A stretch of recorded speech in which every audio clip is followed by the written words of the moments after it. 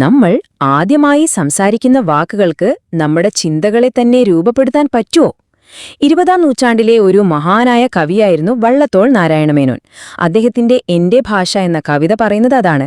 മാതൃഭാഷ എന്നത് വെറുമൊരു ആശയവിനിമയത്തിനുള്ള ഉപകരണം മാത്രമല്ല, അത് നമ്മൾ ആരാണോ അതിന്റെ തന്നെ ഒരു ഭാഗമാണെന്നാണ് അദ്ദേഹം ഓർമ്മിപ്പിക്കുന്നത്. അപ്പോ നമുക്ക് ഈ കവിതയുടെ ആഴങ്ങളിലേക്കൊന്ന് ഇറങ്ങിച്ചെല്ലാം.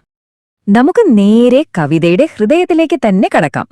ഈ വരികളൊന്ന് കേട്ടുനോക്കൂ. ഒരു കുഞ്ഞ് സംസാരിക്കാൻ തുടങ്ങുമ്പോ ആ കുഞ്ഞു ചുണ്ടിൽ അമ്മയുടെ പാലിന്റെ മധുരത്തോടൊപ്പം ആദ്യമായി വരുന്ന വാക്ക് അമ്മ എന്ന രണ്ടക്ഷരമാണ്. അത് വെറുമൊരു ശബ്ദമല്ല, അല്ലേ? ആ പാല് പോലെ തന്നെ സ്നേഹവും സുരക്ഷിതത്വവുമാണ് ആ വാക്ക്. ഇവിടെ നിന്നാണ് വള്ളത്തോൾ തുടങ്ങുന്നത്. ഭാഷയും അമ്മയും തമ്മിലുള്ള ഈ ഒരു ബന്ധത്തിലാണ് ഈ കവിതയുടെ ആത്മാവ് മുഴുവനുള്ളത്. ഒന്നാം ഭാഗം, ആദ്യ വാക്കുകൾ. ഭാഷ ഒരമ്മയാണ്. ഈ കവിത മനസ്സിലാക്കാനുള്ള താക്കോൽ എന്താണെന്നറിയോ? അത് ഈ ഒരു രൂപകമാണ്. വള്ളത്തോൾ പറയാണ്, ഭാഷ വെറും വാക്കുകളുടെ കൂട്ടമല്ല, അത് നമ്മളെ പോറ്റി വളർത്തുന്നൊരമ്മയാണ്. അതെങ്ങനെയാണെന്ന് നമുക്ക് നോക്കാം. ഈ ഒരു താരതമ്യം നോക്കൂ, എന്ത് രസമാണെന്നറിയോ? ഒരു വശത്ത് നമ്മുടെ മാതൃഭാഷ, അതിനെ അദ്ദേഹം കാണുന്നത് നമ്മളെ പ്രസവിച്ച പെറ്റമ്മയായിട്ടാണ്. മറുവശത്തോ മറ്റെല്ലാ ഭാഷകളും, അവരൊക്കെ നമ്മളെ പരിപാലിക്കുന്ന വളർത്തമ്മമാരെ പോലെയാണ്. പെറ്റമ്മ തരുന്ന ആ ഒരു വാത്സല്യവും സ്നേഹവും വേറെ ആര് തന്നാലും കിട്ടില്ലല്ലോ. ഈ ഒരു വേർതിരിവാണ് കവിതയുടെ അടിത്തറ. അപ്പോ എന്താണിതിന്റെയൊക്കെ അർത്ഥം?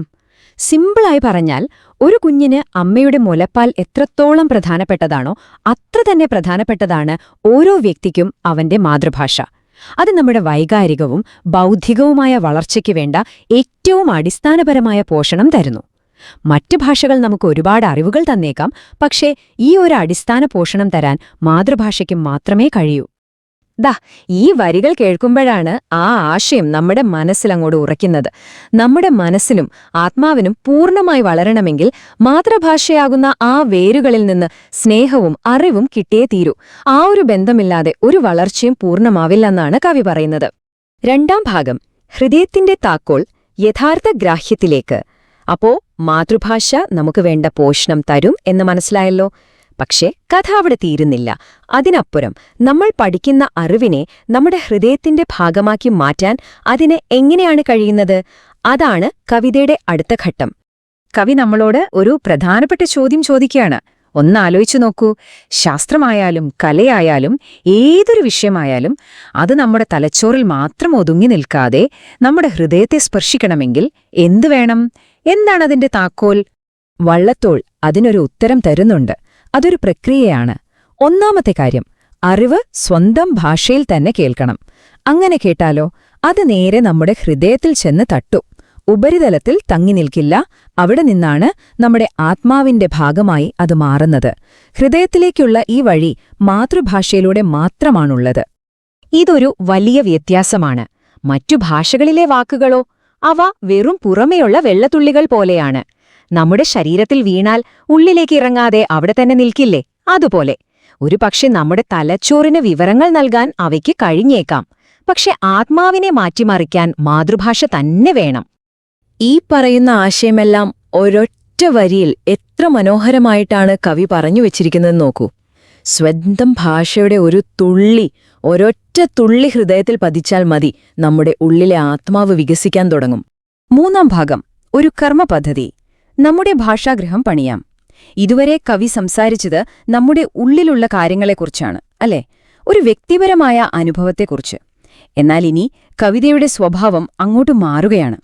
ഈയൊരു ആന്തരിക അനുഭവം ഒരു സാമൂഹിക ഉത്തരവാദിത്തമായി, ഒരു കർമ്മപദ്ധതിയായി വള്ളത്തോൾ നമ്മുടെ മുന്നിലേക്ക് വെക്കുകയാണ്. ഇവിടെ വള്ളത്തോൾ നമ്മളെ ശരിക്കും ഒന്ന് പിടിച്ചു കുലുക്കുകയാണ്.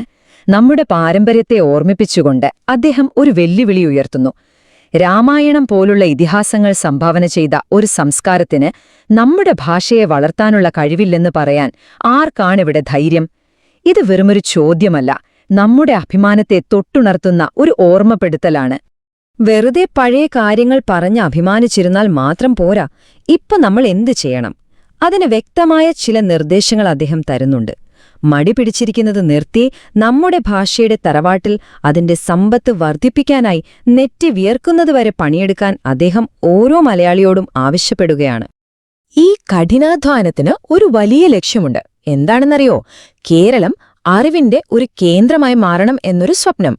ലോകത്തിന്റെ പല ഭാഗത്തു നിന്നും പണ്ഡിതന്മാരിങ്ങോട്ട് വരണം, നമ്മുടെ ഭാഷയിലെ അറിവുകൾ അവരുടെ ഭാണ്ഡം നിറയെ കൊണ്ടുപോകണം. എങ്ങനെയുണ്ടാ സ്വപ്നം? അവസാനം നമ്മൾ വീണ്ടും കവിതയുടെ ആ പ്രധാന ആശയത്തിലേക്ക് തന്നെ തിരിച്ചെത്തുകയാണ്.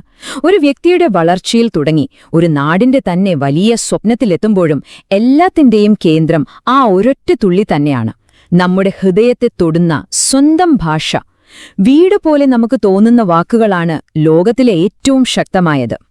ഒരു നൂറ്റാണ്ടു മുൻപാണ് വള്ളത്തോൾ ഇത് എഴുതിയതെങ്കിലും ഈ വാക്കുകൾക്ക് ഇന്നും ജീവനുണ്ട്, അല്ലേ? അതുകൊണ്ട് ഞാൻ ഈയൊരു ചോദ്യം നിങ്ങൾക്കായി വിട്ടുതരികയാണ്. നിങ്ങളുടെ മാതൃഭാഷ നിങ്ങൾക്കെന്താണ്?